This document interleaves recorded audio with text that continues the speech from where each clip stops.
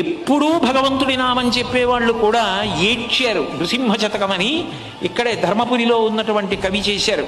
నాకు ఎంత ఇష్టం, నేను ఆ శతకం గురించి అనేక ప్రసంగాలలో చెప్పి ఉత్తర తెలంగాణ యాత్రకు వచ్చినప్పుడు ప్రత్యేకంగా ధర్మపురి క్షేత్రానికి వెళ్ళి అక్కడ నరసింహస్వామిని దర్శనం చేశా. ఎంత గొప్ప పద్యాలు రాశాడో మహానుభావుడు.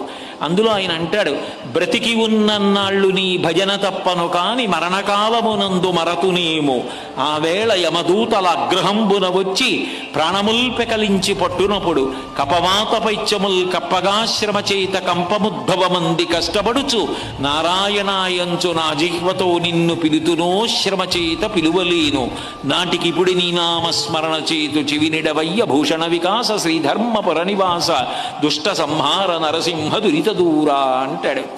బ్రతికున్న నాళ్ళు నీ నామం విడిచిపెట్టకుండా చెప్తాను, కానీ ప్రాణం పోయే సమయంలో యమదూతలు వచ్చి భయంకరాకారాలతో నిలబడి నాలో కపవాత పైత్యములను పెంచి పగ్గములు వేసి ప్రాణాలు లాగుతుంటే వాళ్ళని చూసిన భయంలో నీ నామం చెప్పగలను చెప్పలేను.